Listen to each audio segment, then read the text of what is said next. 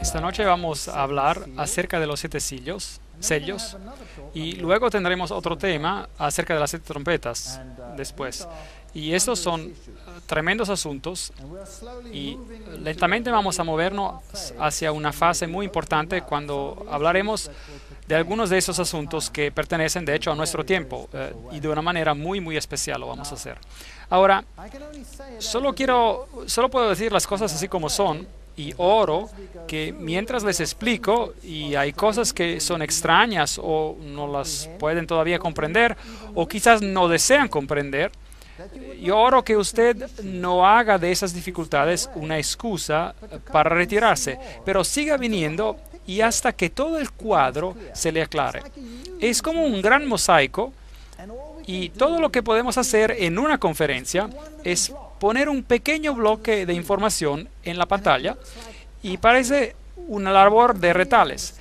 Y realmente no entendemos todos los asuntos, pero si podemos poner un bloque de información después del otro hasta que el cuadro se aclare más y más, entonces toda la importancia del libro de Apocalipsis empezará a ser apreciada.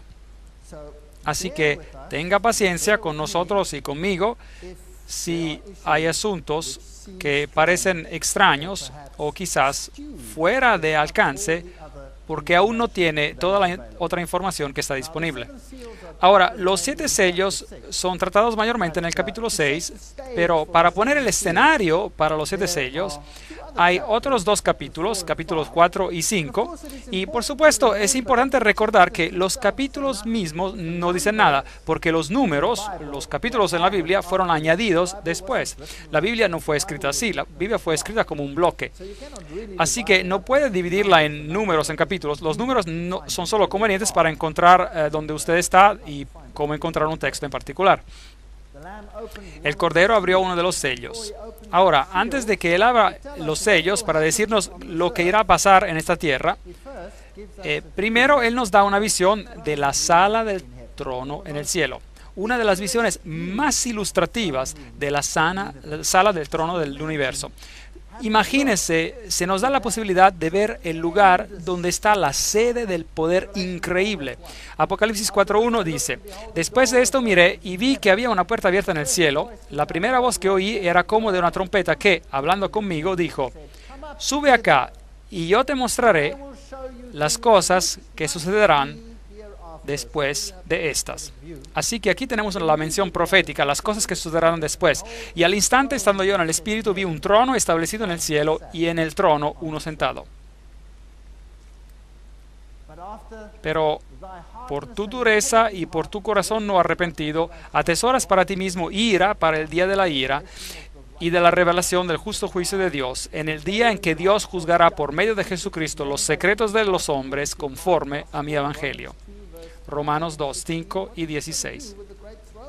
¿Qué tiene que ver este texto con el gran trono? Bueno, la sala del trono es la sede del Rey del Universo. Y ese Rey del Universo es también el juez del universo. Así que antes de que Dios nos permita mirar a lo que va a pasar en esta tierra y mirar a las apostasías que vendrán y las terribles cosas que los hombres harán, Él nos da una visión de su majestad y de su poder. Y nos da una visión de que a pesar del hecho de que parezca que el otro lado está ganando, Él está en control. Y finalmente, Él será el juez y llegará y el tiempo de juicio. Entonces habrá un juicio, una investigación, un pronunciamiento de la sentencia y entonces vendrá un juicio ejecutivo. Y cuando llegue el momento donde se ejecute el juicio, la sentencia, será mejor que nos encontremos del lado correcto. Porque es necesario que todos nosotros comparezcamos ante el tribunal de Cristo para que cada uno reciba según lo que haya hecho mientras estaba en el cuerpo. 2 Corintios 5:10. No cabe duda, Jesús tiene todo bajo control. Dios tiene todo bajo control. Hechos 17:31. Por cuanto ha establecido Dios un día en el cual juzgará al mundo con justicia por aquel varón a quien designó, acreditándolo ante todos al haberlo levantado de los muertos. No cabe ninguna duda, Jesús algún día pondrá fin al pecado. Apocalipsis 4:3. La apariencia del que estaba sentado era semejante a una piedra de jaspe y de cornalina, y alrededor del trono había un arco iris semejante en su apariencia a esmeralda. Es inexplicable poder explicar la gloria que Juan vio aquí en la sala del trono de Dios. Alrededor del trono había 24 tronos. 24 tronos alrededor del trono. Y en los tronos vi sentados a 24 ancianos vestidos de ropa blancas, con coronas de oro en sus cabezas. Entonces aquí hay 24 individuos sentados alrededor del trono de Dios. Del trono salían relámpagos, truenos y voces. Juan ni siquiera puede explicar la gloria que ve. Él solo ve relámpagos de luz y la voz de Dios como un estruendo. Y delante del trono ardían 7 lámparas de fuego, que son los 7 espíritus de Dios. Ahora, explicamos esto antes. Dios es uno, hay un espíritu, pero los 7 representan los periodos de tiempo, como lo explicamos anteriormente. Dios tiene el control en todos los periodos del tiempo, en todos los siglos, incluyendo el tiempo en el cual estamos viviendo ahora.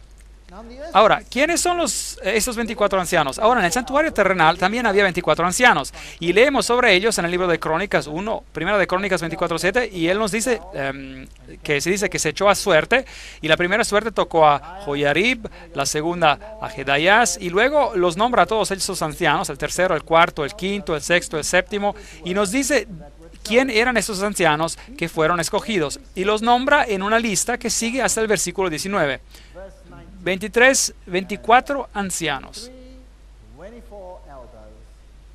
Estos fueron distribuidos para su ministerio, para que entraran a la casa de Jehová según les fue ordenado por Aarón, su padre, de la manera que le había mandado Jehová, el Dios de Israel. Así que en el santuario terrenal había 24 ancianos que oficiaban con el sumo sacerdote, que era Aarón. Entonces, si el santuario terrenal era un tipo, una copia del celestial, entonces en el celestial hay 24 ancianos quienes ofician con el sumo sacerdote, que es Jesús, en el santuario celestial. Sería interesante saber quiénes son esos ancianos, pero por supuesto no se nos dice quiénes son, pero podemos especular algo. Apocalipsis 4:6, también delante del trono había como un mar de vidrio.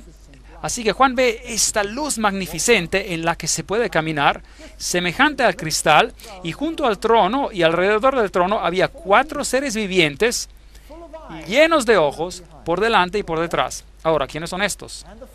Y el primer ser viviente era semejante a un león, el segundo era semejante a un becerro, y el tercero tenía rostro como de hombre, y el cuarto era semejante a un águila volando.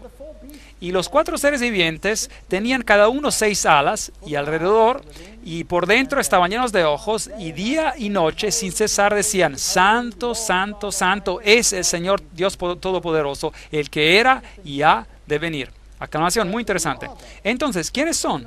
Bueno, en Isaías capítulo 6:2 tenemos otra aclamación que puede ayudarnos, y dice: por encima de él, del Dios, había serafines. Cada uno tenía 6 alas.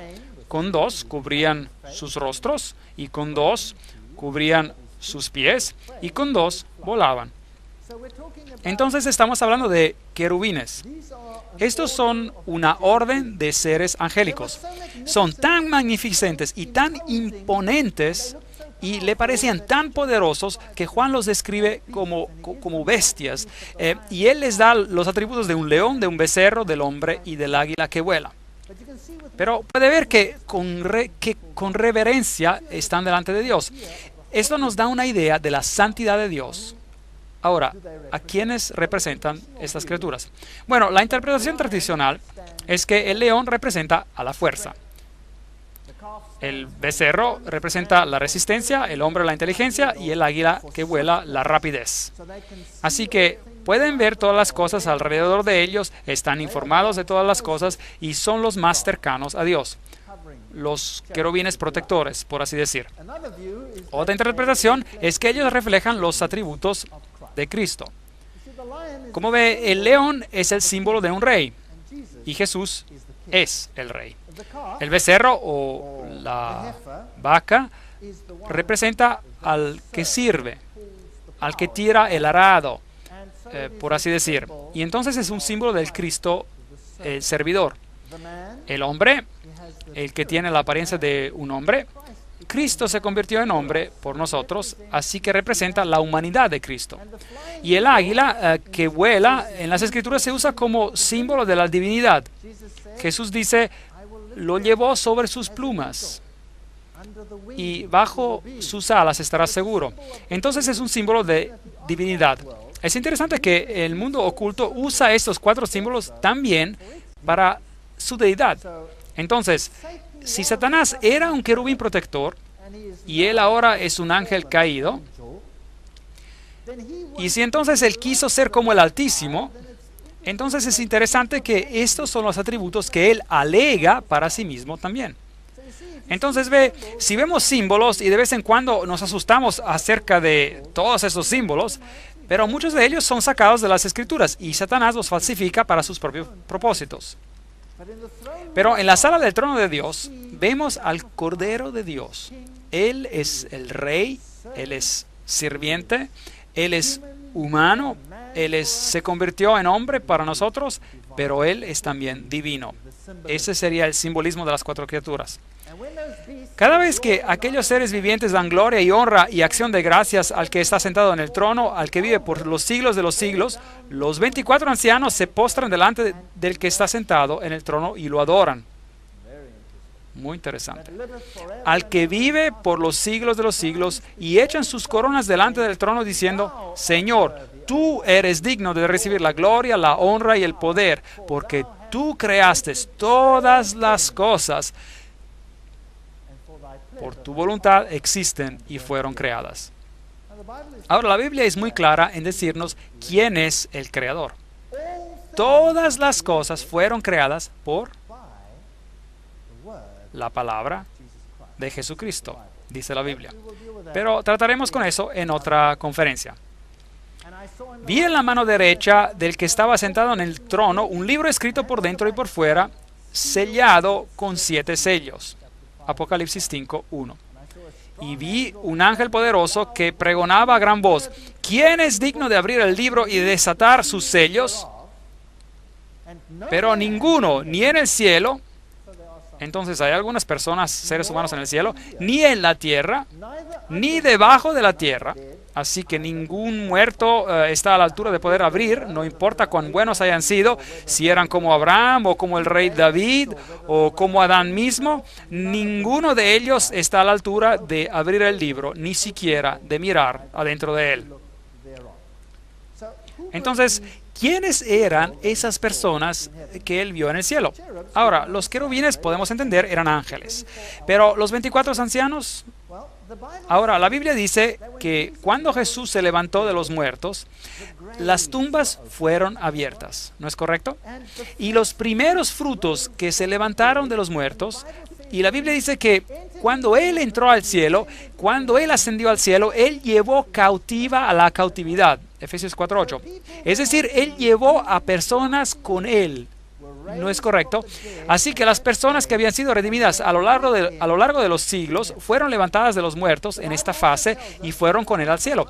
La Biblia también nos dice que hay algunos individuos en el cielo. Enoc, por ejemplo, fue trasladado sin conocer a la muerte y fue llevado al cielo. ¿No es así? Elías, como un representante de aquellos quienes serían trasladados después del diluvio, fue también llevado por un carruaje de Dios al cielo. ¿No es así? Entonces Elías está allí. Y luego hay un verso muy interesante en el libro de Judas, donde el arcángel Miguel discute con Satanás acerca del cuerpo de Moisés. Así que Moisés también tuvo una resurrección especial y fue llevado al cielo. Y es por eso que Elías y Moisés pudieron aparecer en el monte de la transfiguración y apoyar a Cristo en el tiempo de su agonía antes de que pasara por los hechos de sus últimas horas. Así que hay un número de personas en el cielo. Y de entre ellos, obviamente, hay 24 que sirven en el santuario celestial como los 24 ancianos. ¿Quiénes exactamente son? No sabemos. Podríamos especular de que Moisés sea uno de ellos, o Elías, o Enoc, pero los otros nombres no los tenemos. Veremos algún día, nos enteraremos de quiénes eran. Pero es una historia interesante. Así que lo terrenal es una copia de lo celestial, el santuario terrenal y celestial. Pero ningún hombre era digno de abrir a los sellos. Si el hombre era suficientemente digno en los ojos de Dios para haber sido llevado al cielo, no hacía diferencia, porque ningún hombre en el cielo y ningún hombre en la tierra y ningún hombre debajo de la tierra que jamás haya vivido es digno de abrir los sellos. Pero afortunadamente hay una solución. Apocalipsis 5:4. Y lloraba yo mucho porque no se hallaba nadie que fuera digno de abrir el libro, ni siquiera de mirarlo. Ahora, este documento era sellado con 7 sellos. Y en los tiempos antiguos solían sellar, en los tiempos romanos, un testamento, una última voluntad o testamento con 7 sellos. Y por supuesto, si eso no era abierto, entonces no había heredad. Entonces, si el libro de los 7 sellos no es abierto, no hay heredad y somos perdidos para siempre. Es por eso que Juan lloró. Pero si podrían ser abiertos y el testamento leído, y si hubiera una ejecución del testamento, entonces seríamos redimidos. Y hay solo uno que ha dejado una memoria y testamento y vive para poder recibirlo. Porque normalmente cuando uno muere y deja un testamento, uno tiene que depender en alguien más para que lo abra, ¿no es correcto? Y para ejecutarlo, y si él es el único que puede heredar, el único que puede heredarlo está muerto, bueno, entonces tenemos un problema porque el que tiene que heredarlo está muerto y no puede heredarlo más. A menos que, por supuesto, Él es Dios y ha sido resucitado por medio de su propio poder. Increíble. Y entonces encontramos esto. Entonces uno de los ancianos me dijo, no llores, porque el león de la tribu de Jehová, la raíz de David, ha vencido para abrir el libro y desatar sus 7 sellos. Así que todo no está perdido. El Dios hombre está ahí. Miré y vi en medio del trono. Entonces, ¿qué se supone que es? Si Él está en medio del trono, bueno, entonces Él está sentado en el asiento de la deidad de Dios. Y de los 4 seres vivientes y en medio de los ancianos estaba en pie un cordero como inmolado que tenía 7 cuernos. Un cuerno es el asiento del poder, de reinado por los siglos, Él es rey, y si miran el libro de Daniel verá que un cuerno representa un rey o un reinado. Y 7 ojos, Él ve a lo largo de los siglos, los cuales son 7 espíritus de Dios enviados por toda la tierra, y no solo por parte de ella. Versículo 7, Él vino y tomó el libro de la mano derecha del que estaba sentado en el trono. Y cuando hubo tomado el libro, los 4 seres vivientes y los 24 ancianos se postraron delante del Cordero. Todos tenían arpas y copas de oro llenas de incienso, que son las oraciones de los santos. Entonces, las oraciones de los santos son representadas como incienso. Y los méritos de Cristo hacen que las oraciones sean aceptables a Dios. Maravillosa imagen que tenemos aquí.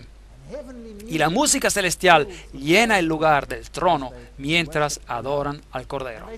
Y cantaban un cántico nuevo, diciendo: digno eres tú de tomar el libro y de abrir sus sellos, porque tú fuiste, aquí está la respuesta, inmolado, y con tu sangre nos has redimido para Dios. Así que estos 24 ancianos que están diciendo esto, ¿eran humanos o eran ángeles? Debieron que ser humanos. ¿Por qué? Porque fueron redimidos. Es correcto. Así que sabemos que hay seres humanos en el cielo ahora mismo quienes fueron redimidos, y los que están en el cielo son aquellos que subieron en el traslado de las primicias, como dijimos antes.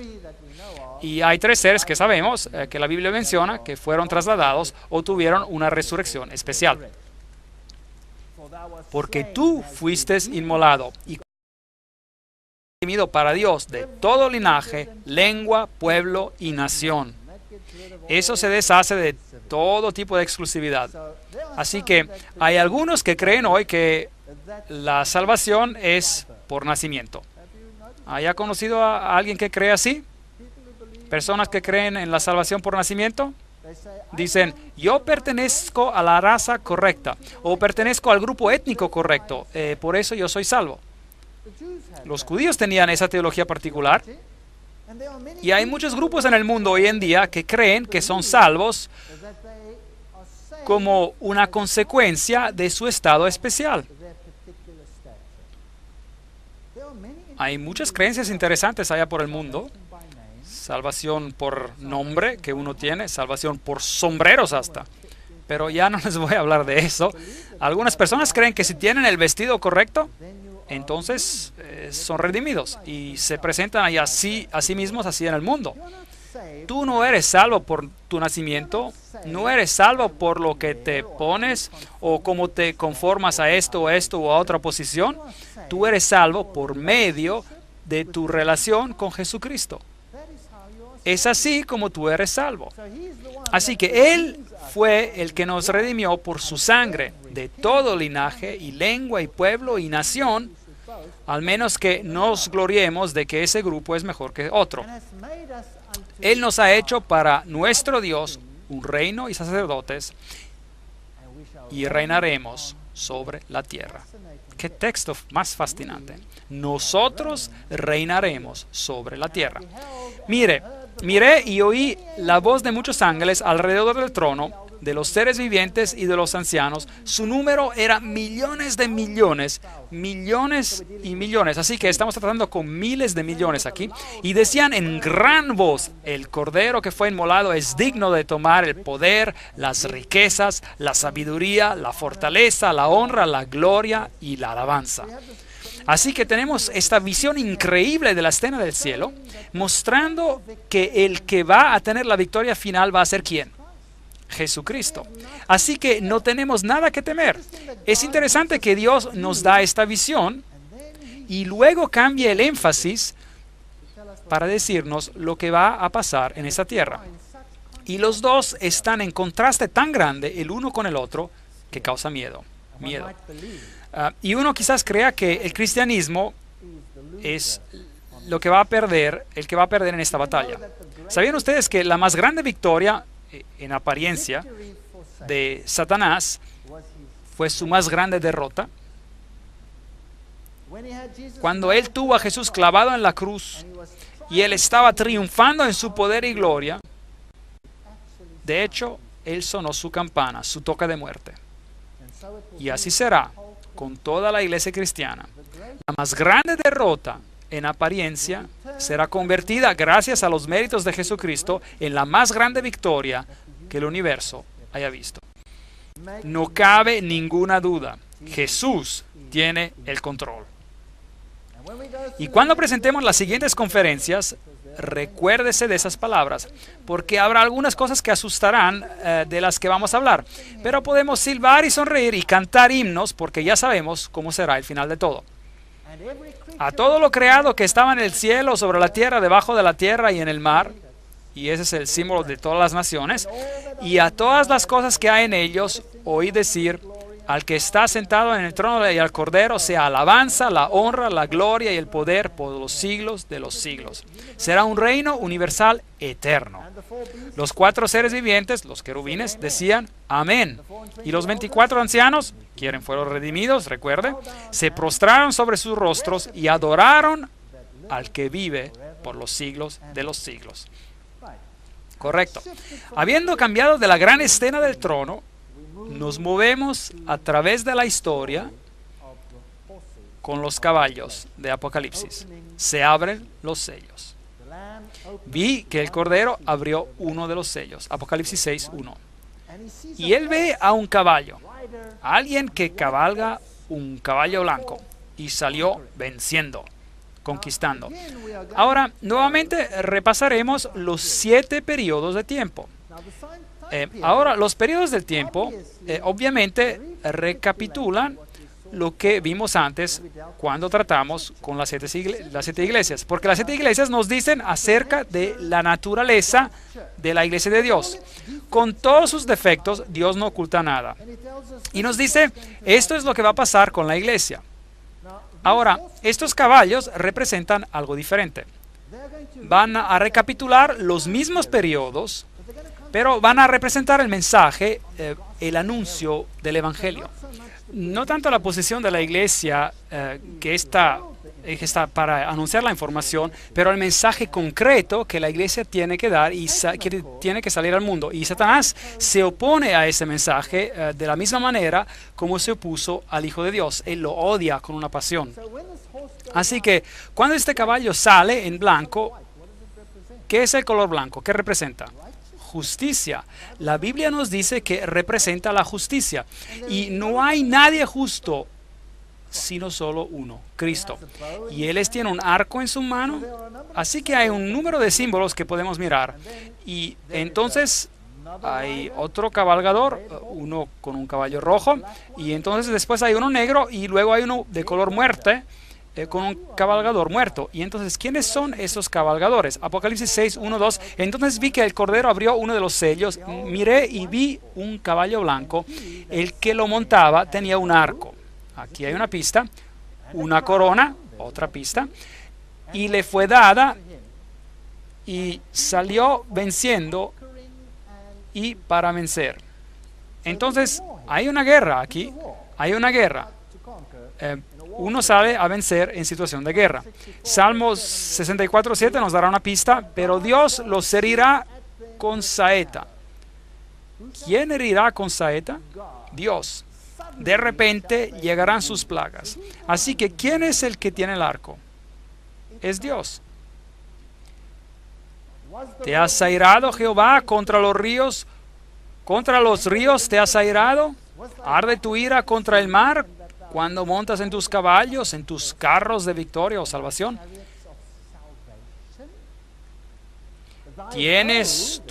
Aquí está la pista, ¿tienes tu arco preparado? Aquí está la pista.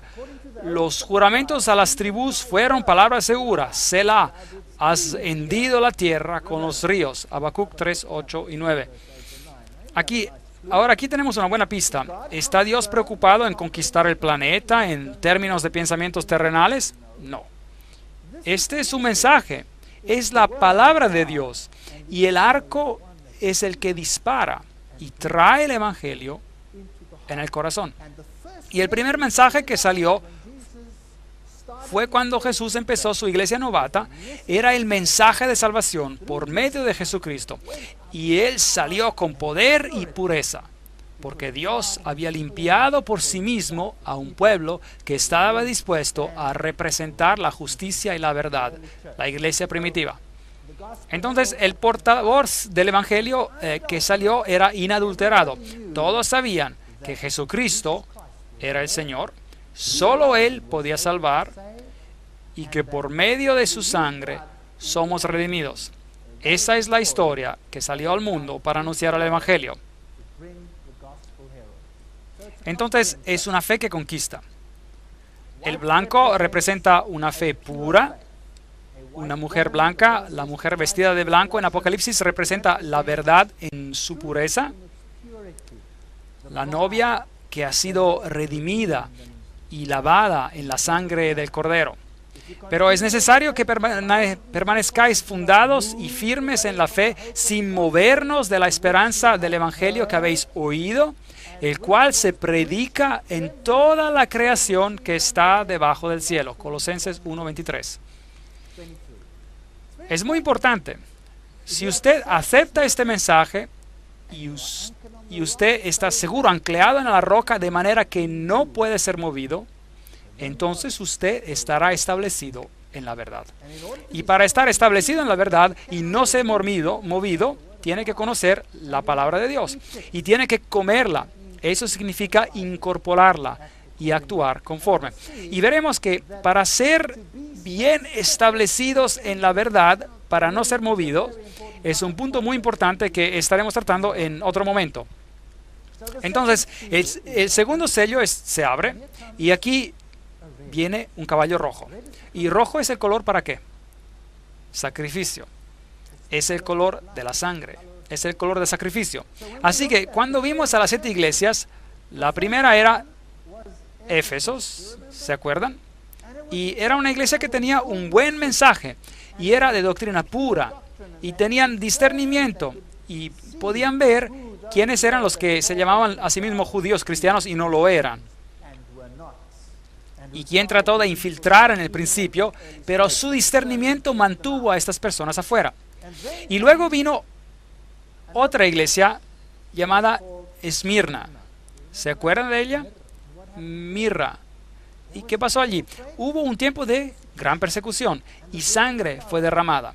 Entonces, aquí la sangre se está derramando y la razón por qué esta sangre se derrama es porque Satanás está contraatacando el mensaje del Evangelio. Y él está haciendo todo en su poder para corromperlo. Los que se mantienen fieles a los principios del Evangelio prefieren morir antes de quedarse por vencidos. Y aquellos que no se mantienen fieles a los principios, ¿qué harán? Empezarán a comprometerse. Entonces, el camino al compromiso se abre lentamente. Y el Evangelio del caballo rojo salió. Salió otro caballo de color rojizo. Al que lo montaba le fue dado poder para quitar paz de la tierra y hacer que se mataran unos a otros. Y se le dio una espada muy grande. Ahora, ¿qué es la espada? ¿Es la palabra? Hay la palabra de Dios. Entonces, ese es el asunto, la palabra de Dios. Sale, dice una cosa, y esto trae guerra. Y la guerra es dolorosa, la guerra lleva a la muerte, y algunas personas se cansan de ese proceso. Entonces, una fe sangrienta es la siguiente fase de la historia. Es el tiempo de gran persecución, la persecución romana con Nerón y todos los asuntos que tratamos cuando hablamos de las iglesias. Entonces cubre el mismo periodo de tiempo hasta los tiempos de Constantino, el emperador, cuando la persecución era el método para deshacerse del portavoz del evangelio, del mensaje. Cuando abrió el tercer sello, oí al tercer ser viviente que decía: ven, miré y vi un caballo negro. El que lo montaba tenía una balanza en la mano, y oí una voz de en medio de los 4 seres vivientes que decía: 2 libras de trigo por 1 denario y 6 libras de cebada por 1 denario, pero no dañes el aceite ni el vino. Esos son símbolos interesantes. Entonces aquí hay una balanza y el color es negro. Ahora, negro es obviamente lo opuesto de blanco, ¿correcto? Así que algo está pasando para pintar la blancura de la pureza del portavoz del Evangelio y se vuelve negro. Y hay algo que se convierte en muy escaso, el trigo y la cebada. Y luego hay algo más que está con problemas, el vino y el aceite. Ahora, estos símbolos todos representan el portavoz del Evangelio. Como ve, el trigo es un símbolo de Jesucristo. Jesucristo nació en Belén, en hebreo Bethlehem, la canasta de pan. Bueno, Jesús dice, yo soy el pan de la vida. Jesús es el pan viviente que viene del cielo. Entonces, el pan está en problemas. Y la cebada era la primera cosecha que tomaba lugar en Israel, la cosecha de la cebada. Y de hecho, la ofrenda de sacrificio agitado era de gavillos de cebada y representaba también la resurrección en Jesucristo. Y el cuerpo de Jesucristo, el portavoz del Evangelio. Entonces, el trigo y la cebada serían escasos. El mensaje del Evangelio de salvación en Cristo está bajo presión. Pero Dios sigue trabajando y Él dice, no dañes el aceite y el vino. ¿Qué representa el aceite? Es el símbolo del Espíritu Santo. Era vaciado en los candelabros para que el mundo pudiera tener la luz de la verdad. Y el vino es un símbolo de la doctrina. Jesús dice, no puedes vaciar vino nuevo en un cuero de vino viejo.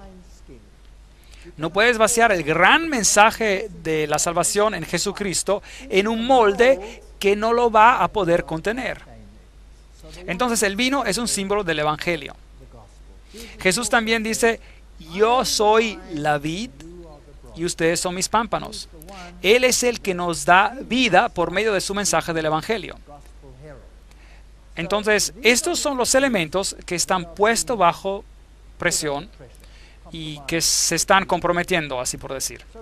Entonces, el caballo negro obviamente representa un tiempo cuando la palabra de Dios se vuelve escasa. Y esto es cuando el problema del compromiso ingresa a la iglesia. Ese es un tiempo cuando Constantino casa el paganismo con el cristianismo. Entonces es una fe comprometida y si seguimos los mismos periodos de tiempo.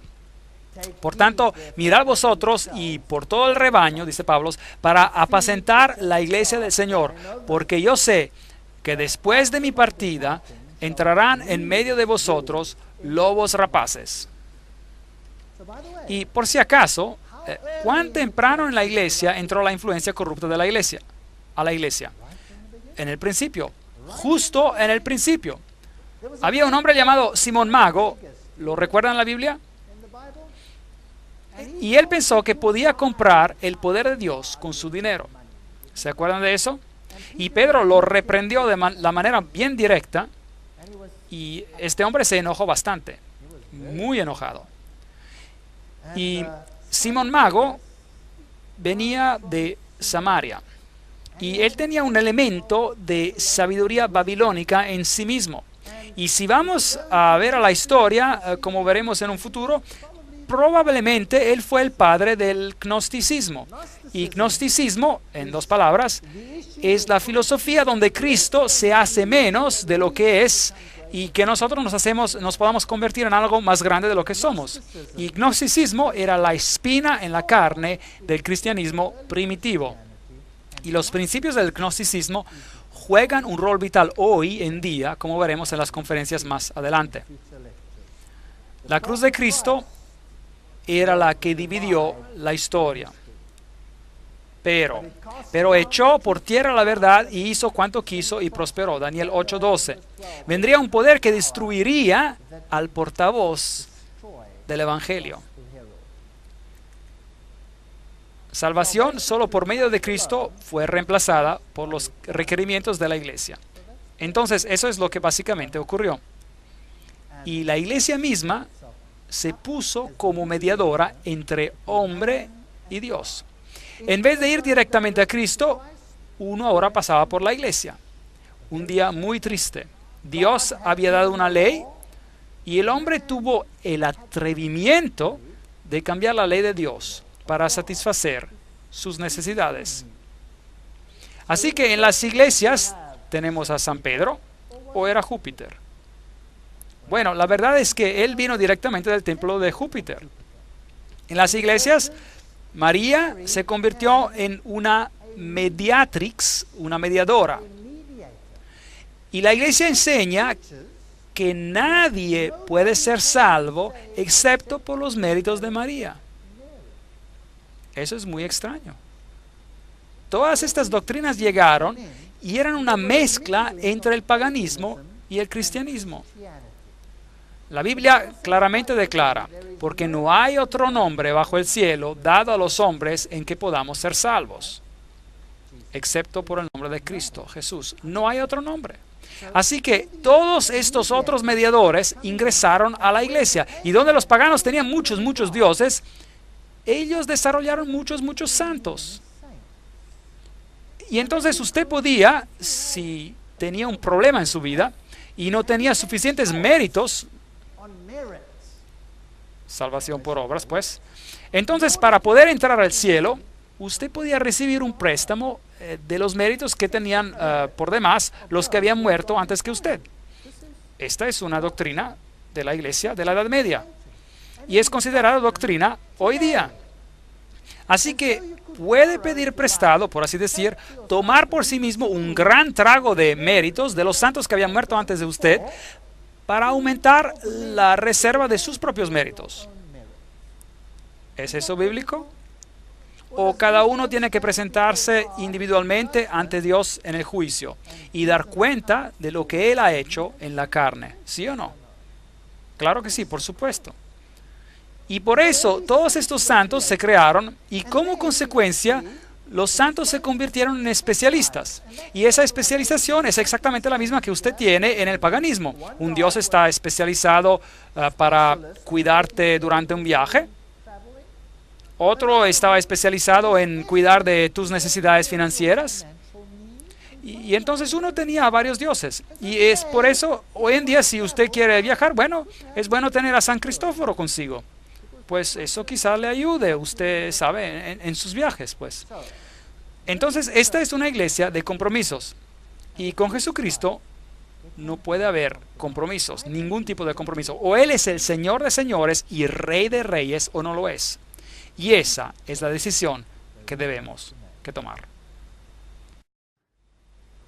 Mientras vamos a la siguiente parte de la historia de los cabalgadores en Apocalipsis, llegamos a un caballo pálido. Y este representa la muerte. Así que obviamente hay un cambio progresivo en este tiempo cuando el portavoz del evangelio, el mensajero, el mensaje se vuelve negro, oscurado por el compromiso, al punto de llegar a tener el color de la muerte. El evangelio ha muerto. La Biblia lo dice claramente: no te harás imagen ni ninguna semejanza de lo que esté arriba en el cielo, ni abajo en la tierra, ni en las aguas bajo la tierra. No te inclinarás a ellas ni las honrarás. Éxodos 24:5. Un texto problemático en los 10 mandamientos. Y entonces, ¿qué tal si lo removemos y lo tiramos a la basura? Bueno, si usted mira a un libro común, un catequismo y corriente de catequismo, hoy en día encontrará que este mandamiento ha sido removido para abrir el camino a las prácticas religiosas que se habían introducido en la iglesia. Constantino es el que primero y el que más empezó a hacer leyes que restringían las conciencias de los seres humanos. Así que en vez de escuchar y aceptar la palabra de Dios y hacer tus decisiones basadas en la palabra de Dios, el hombre empezó a crear leyes que dictaran sobre este asunto. Y Constantino fue el primero en hacer una ley sobre el día de descanso. Por ejemplo, durante este siglo de compromiso, el día del sol en el paganismo reemplazó el sábado en la Biblia. Un desarrollo muy interesante ocurrió aquí. La iglesia primitiva guardaba el sábado. Habían 2 regiones donde el sábado no era guardado en la iglesia primitiva. Una era en Alejandría, donde había una escuela muy liberal que más tarde se convirtió en la base, en la sede del gnosticismo. y la otra era en Roma.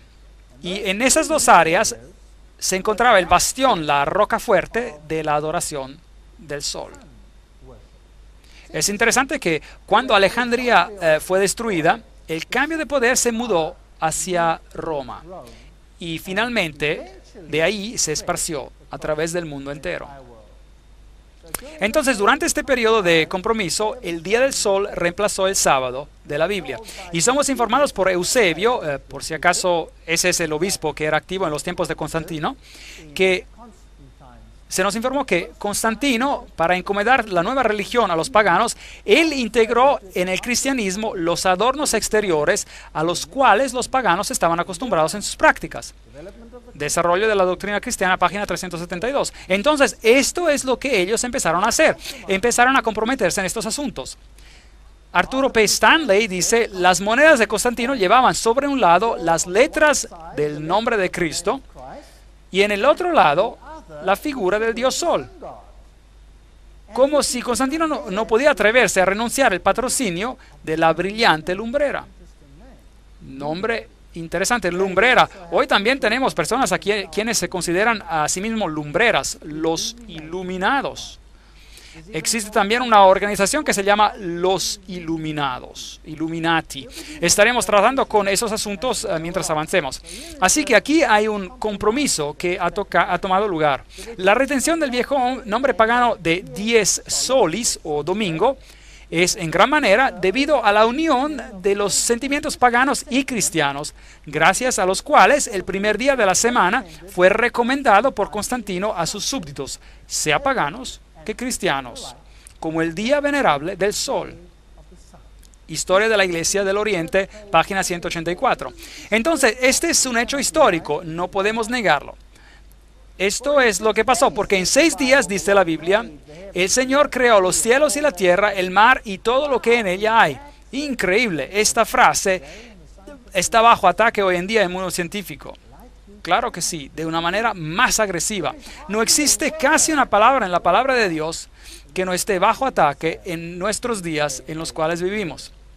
Y creó todo lo que en ella hay y reposó en el 7º día y por tanto Jehová bendijo el sábado y lo santificó. Éxodos 20:11.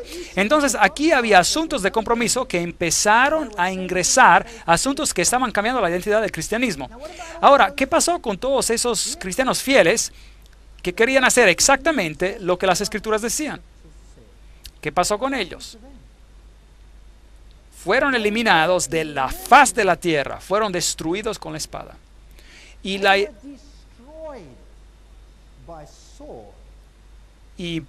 historia de cómo pasó, de que fueron destruidos, es la más diabólica y terrorosa que podamos imaginarnos en el mundo hoy. Increíble. ¿Dónde reinó la iglesia primitiva? ¿Dónde empezó el cristianismo? ¿Empezó en Roma? ¿Sí o no? No. Empezó en Jerusalén. Es allí donde empezó. Allí es donde el cristianismo tiene su sede. Y se esparció alrededor del Medio Oriente. ¿Dónde hizo Pablo la mayoría de sus predicaciones? Él fue a Roma a morir. Pero ¿dónde estableció él las iglesias? En Asia Menor. Es donde predicó. Y es allí donde la iglesia creció. Y la iglesia creció por toda esa región entera. Región que incluye a Irak, Irán, Pakistán, hasta llegar a India.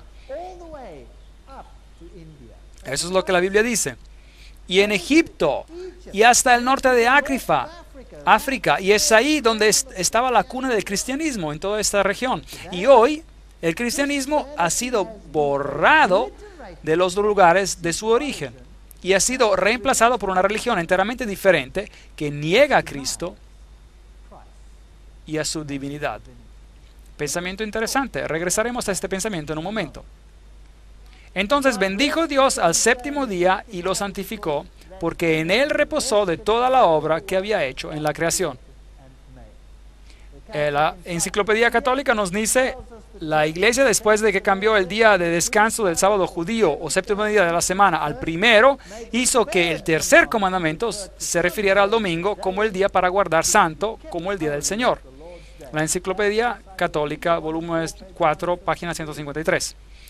Bueno, ¿por qué el tercer mandamiento? ¿Por qué no el cuarto, así como estaba en la Biblia? Porque habían removido el segundo mandamiento que dice, no te harás imagen.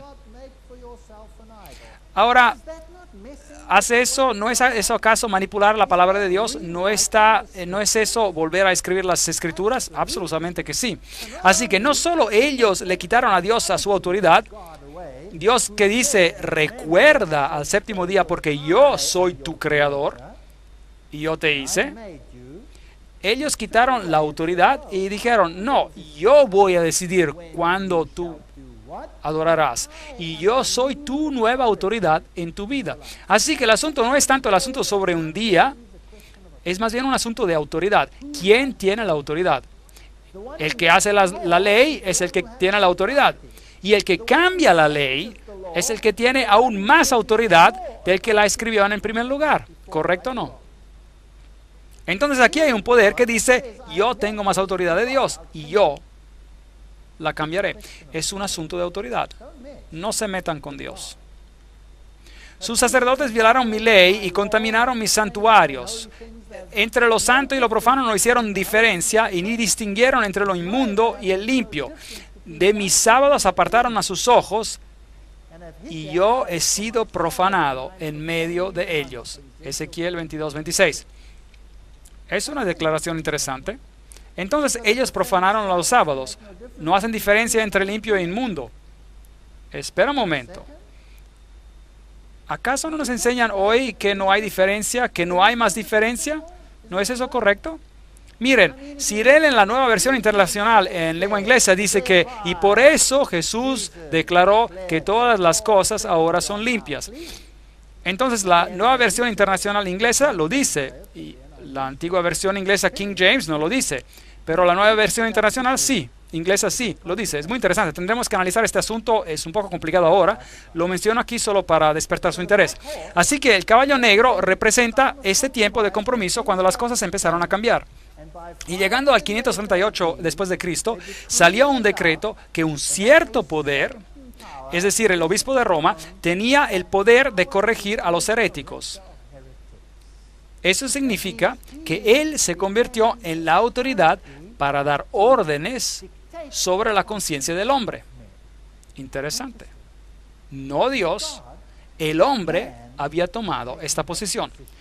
Y una vez que el hombre usurpa la autoridad de Dios, entonces el evangelio está muerto. Porque mi Biblia dice que no hay otro nombre bajo el cielo dado a los hombres para ser salvo. Y mi Biblia dice que no hay otro mediador excepto Jesucristo hombre. Y mi Biblia también dice que si alguien peca, nosotros tenemos un abogado, y ese abogado es Jesucristo. Pero ahora aquí tenemos otro abogado. Tenemos que ir a otro lado para encontrar el perdón. Y tenemos a alguien que nos dice lo que es correcto y lo que es incorrecto, yendo en contra de lo que dice la palabra de Dios. Y esto es problemático. Cuando abrió el cuarto sello, miré y vi a un caballo amarillo. Y el que lo montaba tenía por nombre Muerte, y el Hades lo seguía. Hades, la tumba. Esta es una triste historia de cómo el mensaje del Evangelio de salvación fue llevado al punto de muerte. Y les fue dada potestad sobre la cuarta parte de la tierra. Así que este poder quita el portavoz del Evangelio y controla una cuarta parte de la tierra. Ahora este es un punto interesante. ¿Qué denominación cristiana controló la cuarta parte del mundo? Increíble. Para matar con espada. Es otra palabra, una nueva palabra. Es una espada literal aquí. Y con hambre. ¿Hambre de qué? ¿Hay una escasez en la tierra de qué? De la palabra de Dios. ¿Quitó la iglesia de la Edad Media la palabra de Dios, sí o no? ¿Prohibieron la Biblia? ¿Era pecado hasta el punto de pagar con su vida el tener y leer la Biblia, sí o no? Sí, la historia prueba el hecho. No estoy atacando a ningún individuo. Estoy hablando acerca de un sistema. ¿Y qué hay detrás de ese sistema? Hay muchas, muchas personas queridas, hambrientas por la verdad en cada religión del mundo. Y creo que muchas de ellas, Dios las reconoce como suyas, porque ellas están viviendo según la mejor luz que poseen. Así que no juzguemos a las personas. Estamos hablando aquí acerca de un sistema. Y es un sistema muy, muy triste. Mi padre quería ser un sacerdote católico romano. Y él era un muy, muy buen católico. Yo fui criado como católico romano y me volví ateo. Pero regresé a ser católico otra vez. Y cuando descubrí la Biblia, vi que había muchísimos asuntos que no eran bíblicos. Y tuve que tomar una decisión. Y creo que cada persona tiene que llegar a ese punto donde tenemos que hacer una decisión entre ser llenado por las cisternas hechas por hombres o por las cisternas de Dios. Y con mortandad y con las fieras de la tierra. Entonces, ¿cómo mataba este poder? Él mataba con la espada, es literal, la espada que él hizo, y él mató con el hambre de la palabra de Dios, y él mató con la muerte y con bestias. Una bestia en Daniel es un reino. Las 4 bestias que viste son los 4 reinos que saldrán de la tierra. Daniel capítulo 7. Entonces, él mató con poderes políticos. ¿Acaso lo hizo la iglesia de la Edad Media? ¿Esto en la Edad Media? ¿Sí o no? Absolutamente. Tome a los valdenses, por ejemplo. Los valdenses fueron destruidos de la faz de la tierra. Los albigenses en Francia. La primera alianza entre una nación europea y Roma fue con los francos. El rey Clodoveo se convirtió en el emperador campeón por la causa. Y cualquier oposición se destruía. Y el evangelio murió. El hombre había tomado la posición de Dios. Así que los nuevos cristianos, en cuanto a sus pensamientos y hábitos, eran lo mismo que los viejos paganos. Su ingreso a las iglesias no quitó el paganismo. De lo contrario, masas de paganos bautizados significaba que el paganismo había diluido, debilitado las energías morales del cristianismo, organizado al punto de la impotencia. Siglo de la cristiandad, una historia concisa, página 58. La historia atestigua de los hechos. Y desafortunadamente no los puedo cambiar. No los inventé. Solo les estoy diciendo lo que el libro de Apocalipsis dice acerca de esos asuntos. La fe había muerto. Y el formalismo tomó el lugar de la simple y hermosa confianza en el Hijo de Dios. ¿Sabían? Cuando yo era un católico, solía sentarme en la iglesia y sabía que, de acuerdo a las enseñanzas, la hostia estaba en el tabernáculo, en el sagrario, y ese era Dios. Y yo podía orar a Él. Y solía sentarme y decir, ¿por qué no me contestas? ¿Por qué no puedo traer mis problemas a ti y hablar contigo como a un amigo? Todo es ritual. Si tú quieres comunicarte con Dios, di las 10 Ave Marías, un Padre Nuestro, 10 Ave Marías, un Padre Nuestro, 10 Ave Marías, un Padre Nuestro, y rezar todo el rosario y terminar con una confesión de fe. Y si aún no lo has alcanzado, hazlo nuevamente. Y otra vez, y otra vez. Y más lo haces, mejor. ¿Es eso comunicarse con alguien? ¿Es así como hablaría con alguien que ama? ¿Saben? El hombre tiene una hambre de comunicarse con Dios. El hombre tiene una hambre de tocar y sentir la mano divina. Y el ser humano está siendo robado de la hermosura y la simplicidad de comunicarse con Dios. Orar no es bajar a Dios hasta nosotros. Antes bien, orar es elevarnos a Él. ¿No es eso maravilloso? El sentido de ser elevados. Se nos deja aquí abajo con todos los problemas del mundo sin solución, cuando Dios se encuentra al alcance de una oración. Si podíamos decir, Señor, tengo un problema, ¿puedo venir hacia ti?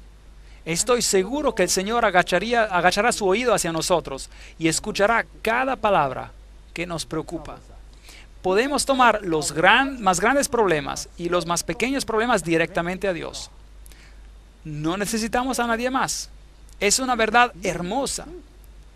Y cuando la descubrimos, entonces no importa cuán glorioso y pomposo y hermoso todo el resto sea. Sin amor no hay nada. ¿Qué dice Salomón?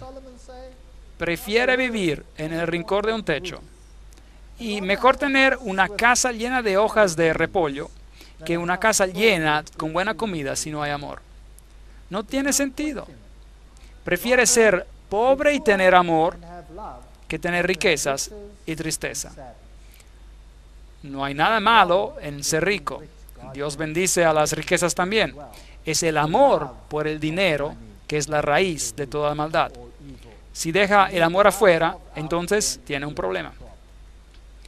Entonces, una unión de la iglesia y el Estado ocurrió. Los gobiernos se utilizaron para forzar doctrinas. La cristianidad se convirtió en una religión establecida en el Imperio Romano y tomó el lugar del paganismo. La cristianidad, tal como existió en la Edad Oscura, se podría definir como paganismo bautizado. Historia de la Iglesia, siglo II, capítulo 2, sección 7. Estas son declaraciones hechas por las iglesias mismas.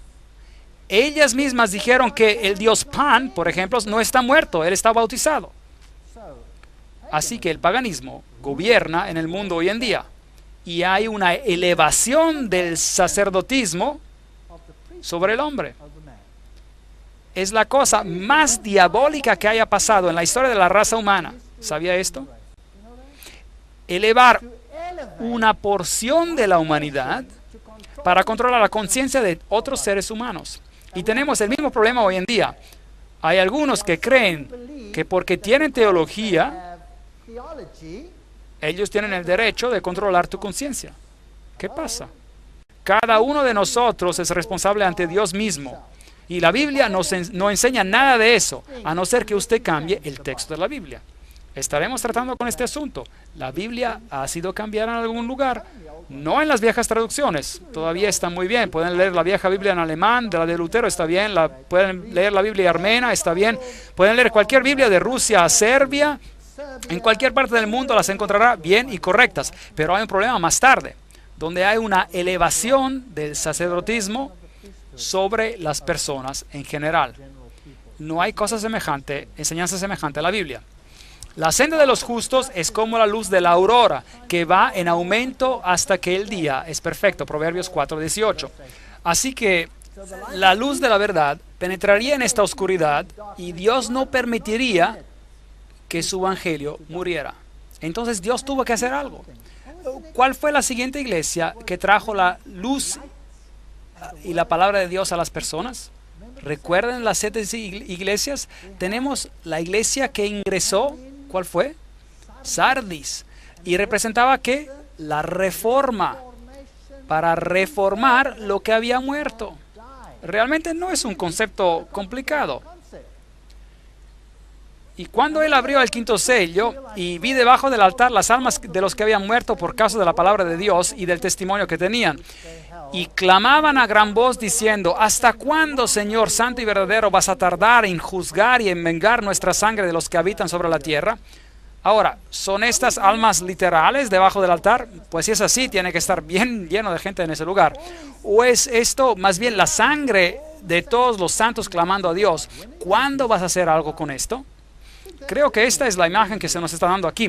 Así que aquellos que murieron por la fe, todos aquellos que fueron destruidos por lo que creyeron, gritando y clamando a Dios, entonces se les dio vestiduras blancas y se les dijo que descansaran, durmieran, es decir, todavía un poco de tiempo hasta que se completara el número de sus consiervos y sus hermanos que también habían de ser muertos como ellos. Dios dice: estoy en control, va a ponerse peor.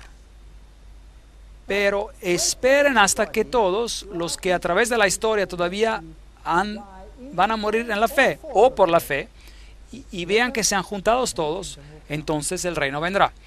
Entonces, estos son instrumentos de tortura que se usaron. Nada pudo parar el anuncio del evangelio. ¿Sabía que algunos de esos instrumentos de tortura seguían siendo utilizados en 1974? Muy interesante. Franco en España usó estos mismos instrumentos de tortura todavía en los años 70. Amados, por el gran deseo que tenía de escribir acerca de nuestra común salvación, me ha sido necesario escribiros para exhortaros a que contentéis ardientemente por la fe que ha sido una vez dada a los santos. No te des por vencido, porque algunos hombres han entrado encubiertamente, los que desde antes habían sido destinados para esta condenación, hombres impíos que convierten en el libertinaje la gracia de nuestro Dios y niegan a Dios, el único soberano, y a nuestro Señor Jesucristo. Judas, versículos 3 y 4. Increíble, así que justo ahí en la iglesia primitiva entró la corrupción. ¿Y qué negaron? A Jesucristo, el único Señor, Dios, y a nuestro Señor Jesucristo. Entonces, un cambio ya había ocurrido en la iglesia primitiva, un gran problema. Y veremos lo que hicieron, porque vamos a entrar en los detalles y cómo eso nos afecta a nosotros hoy en día. Porque estas personas inteligentes hicieron lo mismo con nosotros y ni siquiera lo sabemos. ¿No es triste? Así que Dios quiere que sepamos, como estratos sucesivos de la tierra cubriendo uno sobre el otro, y capa después de capa de falsificaciones y fabricaciones se acumularon en la iglesia. El Papa y el Concilio, página 117. No solo falsas doctrinas elevando al hombre más allá de Dios, pero también falsos manuscritos corrompiendo la palabra de Dios. Pero había los valdenses. ¿Y de dónde consiguieron ellos sus manuscritos? Los consiguieron de la iglesia de Siria, desde la cuna del cristianismo. No los consiguieron de Roma. Ellos permanecieron con las escrituras a través de los siglos. Es interesante que esas naciones que aparecieron en las áreas altas tenían las escrituras. Pero había otros documentos que habían sido usados en Alejandría y en Roma. Y trataremos con eso en otra conferencia. Y estas personas hicieron de la palabra de Dios su bastión y su fortaleza, y la predicaron, y por eso la ira del mundo estaba sobre ellos, y lucharon con uñas y dientes. Fueron quemados, fueron arrojados. Las cabecitas de los bebés contra las rocas los arrojaron a precipicios, pero el evangelio no moriría. Esta es una vieja iglesia Valdés. Y esta es una antigua mesa que se utilizaba para transcribir, copiar los manuscritos de la Biblia. Y luego lentamente la fe fue elevada nuevamente. En 1370 la autoridad de la Biblia fue declarada con poder por Wycliffe. Y en el 1400 la obediencia a Dios, obedecer a Dios antes que al hombre. Y él murió por su fe, Juan Hus. Y esos son los hombres vestidos de blanco. Y luego salvación por gracia, Martín Lutero. ¡Qué valiente! ¿Lo hizo todo perfectamente? Absolutamente no. Pero el hombre vivió según el conocimiento que tenía, ¿verdad? Él es un campeón, en mi opinión. Y también Juan Hus y Wycliffe. Esos son campeones reales. Tyndale y todas estas personas que dieron sus vidas por esta verdad. Martín Lutero tuvo la valentía de ir y decir, esto es lo que está equivocado, tenemos que corregirlo. Y vimos, heme aquí, no puedo hacer otra cosa, 1521. Y luego llegó Juan Calvino, y él tenía también ideas confundidas, a lo mejor predestinación, esto y el otro, todas clases de ideas. Pero él vivió según el conocimiento que tenía y la luz que tenía. La libertad de conciencia, de hecho, la entera constitución de los Estados Unidos norteamericanos está basada en lo que Calvin escribió. Que el hombre debe ser responsable solo ante Dios por lo que él decide. Esa es la base de la Constitución norteamericana. Eso es calvinismo. Este hombre tenía muchas cosas equivocadas, pero en este punto lo enfatizó claramente hasta hacérselo tragar a los que lo oponían. Y estas personas murieron y hay monumentos en honor de ellos hoy en día. Y luego llegó Williams en el 1650 y descubrió el bautismo por inmersión. Hermosas verdades en la Biblia. Desafortunadamente, como dijimos la última vez, todas estas fees decidieron no seguir con la nueva luz, porque adoraban a los templos de sus fundadores. ¿Eso no es acaso el problema de los fundadores? No, es el problema de los seguidores, ¿correcto?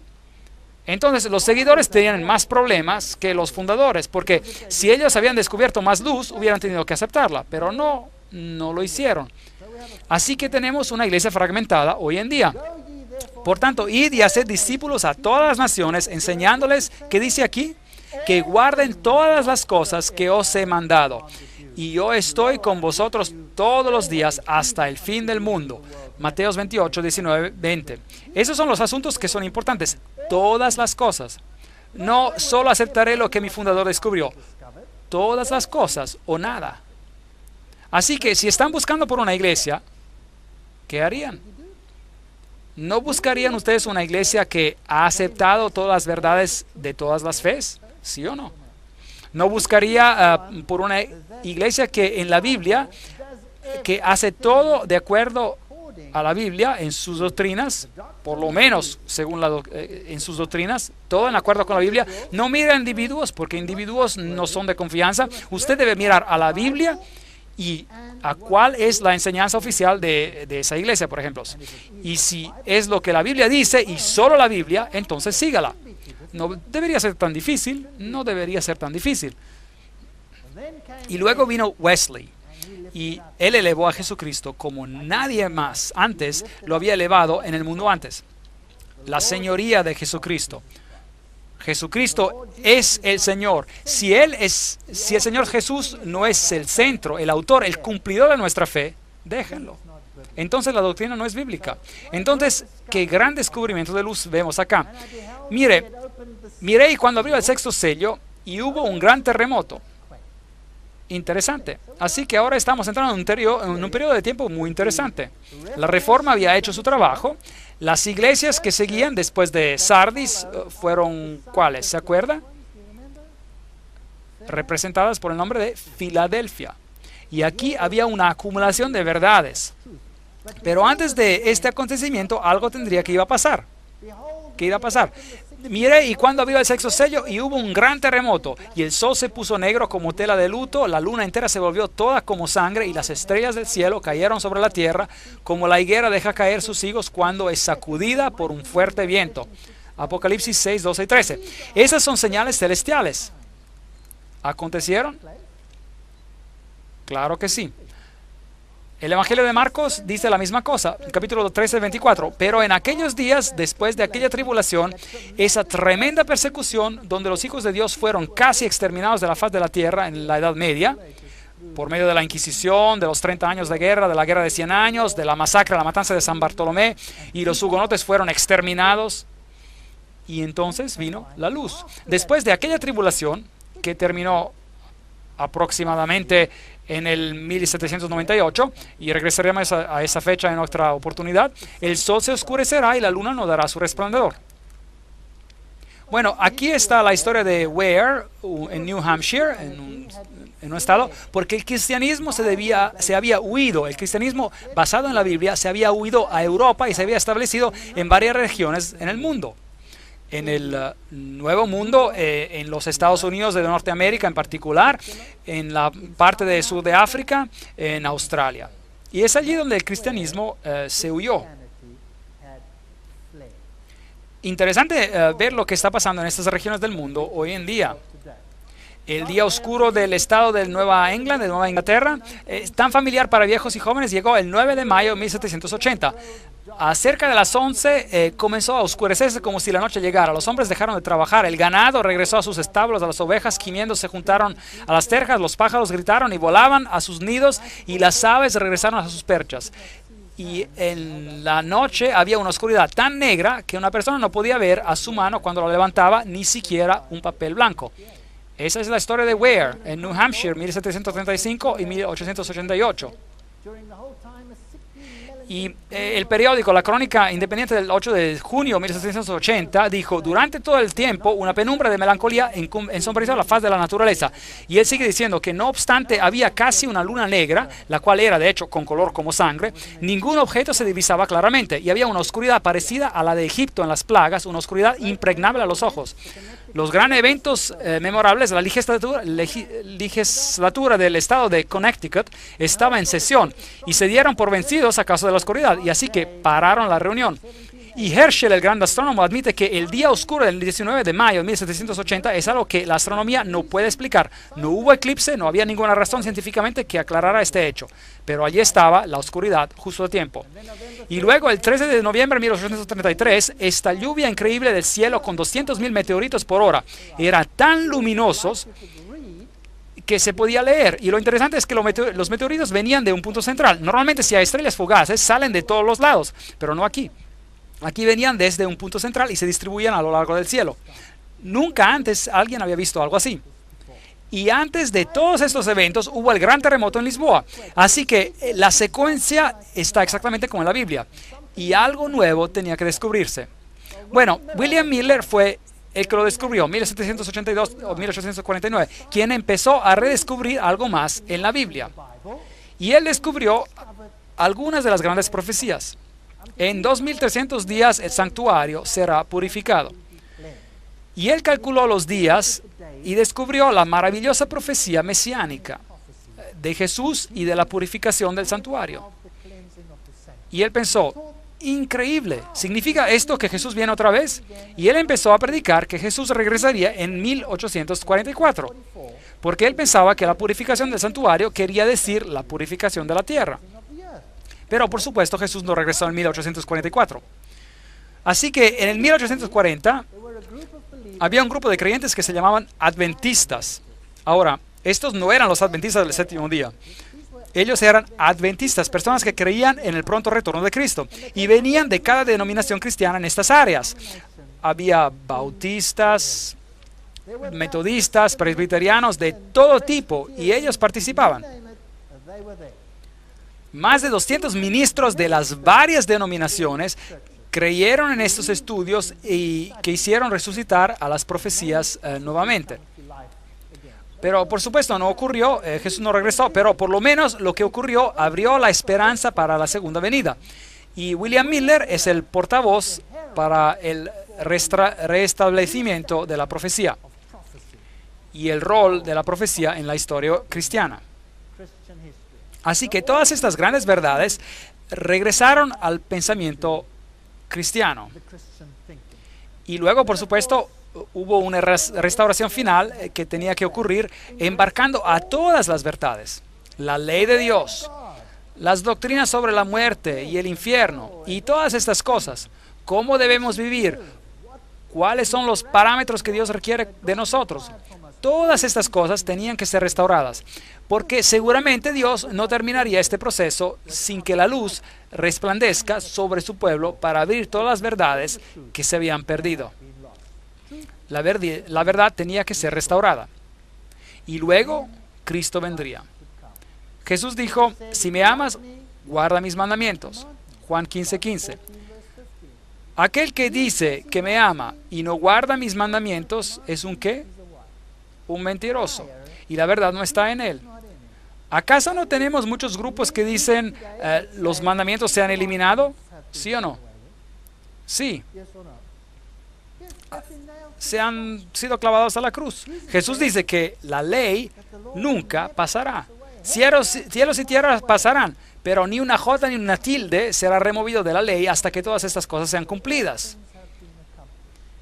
Seguro es sentido común saber que si las personas guardaran la ley de Dios, todos podríamos deshacernos de nuestras llaves.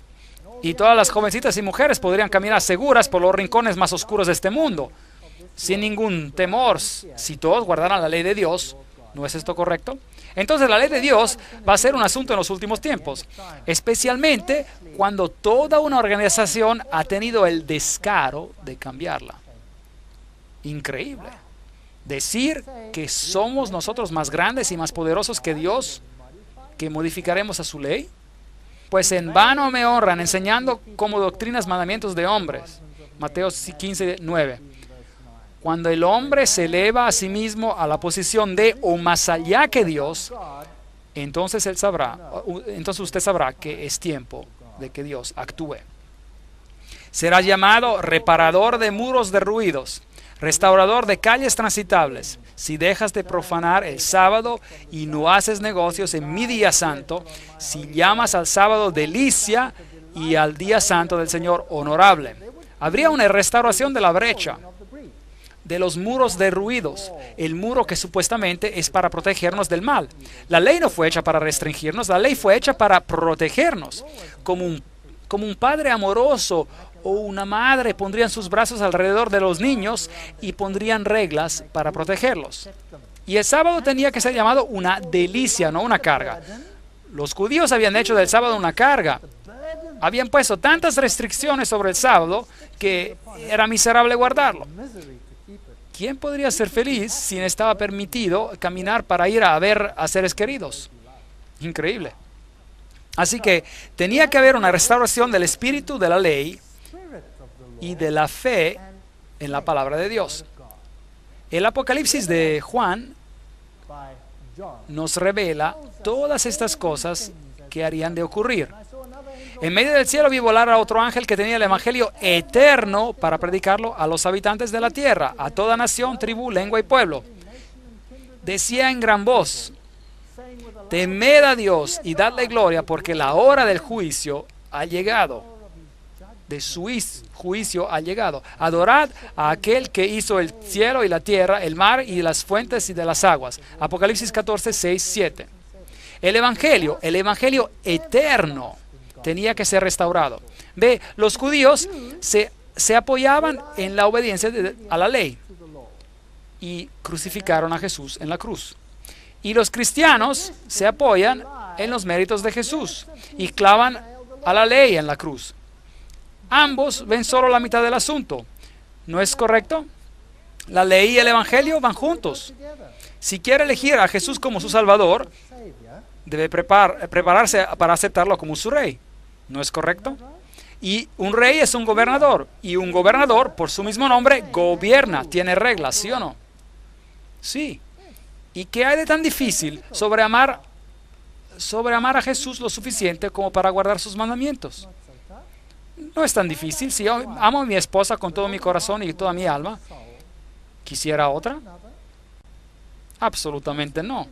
Y si pienso en las consecuencias que podría causar, el dolor y el sufrimiento, ¿valdría la pena? No lo creo. Lo mismo con Dios. Si yo amo a Dios con todo mi corazón y toda mi alma, ¿quisiera servir a otro? ¿Y por qué no? Porque son inútiles, no me pueden salvar, no pueden hacer nada por mí. Aunque tuviera un motivo egoísta, lo mejor sería quedarme con Dios, ¿sí o no? Sí. Entonces la ley tiene sentido. Entonces, aquí hay un mensaje que dice: Dios es el creador. ¿Qué enseña el mundo? Que tú originaste de la evolución, que eres el producto de una roca. ¿Es eso lo que dicen? Sí. La tierra se disolvió, finalmente creando materiales de los cuales la vida se evolucionó espontáneamente. Así que usted salió de una roca. Yo creo que salí de una roca, pero de la roca eterna. Hay otras ovejas que no son de este redil, a esas también debo atraer, y oirán mi voz, y habrá un rebaño y un pastor. No puedes tener una verdad dividida. O hay verdad, o hay división. Y no puede haber unión en la falsedad. ¿Sí o no? No puede. O se tiene unión en la verdad o no hay unión. Solo hay una supuesta unión de unidad que al primer problema desaparecerá como si nunca hubiera existido en la falsedad. O está basada en la verdad la unión o está basada en nada. Aquí está la perseverancia de los santos, los que guardan los mandamientos de Dios y la fe de Jesús. Apocalipsis 14, 12. ¿Saben qué? Es una frase fascinante esta, la fe de Jesús. Increíble. La Biblia tiene normas muy elevadas. ¿Sabía que no es suficiente solo tener fe en Jesús? No es suficiente. Usted necesita tener la fe de Jesús. En la más grande adversidad, Jesús confió en los méritos de su Padre. ¿Sí o no? Sí. No importa lo que te pase, tú necesitas confiar así como Jesucristo confió. Esa es la norma, ese es el nivel.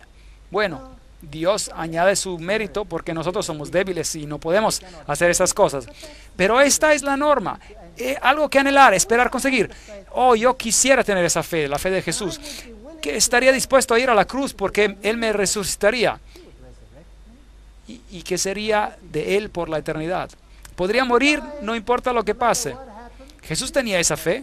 Necesitamos tener esa clase de fe. ¿Cuántas personas tienen esa clase de fe hoy en día? Las normas en la Biblia son altas, elevadas. Son elevadas por una razón. Y el mensaje sale al mundo que Jesucristo es el Señor.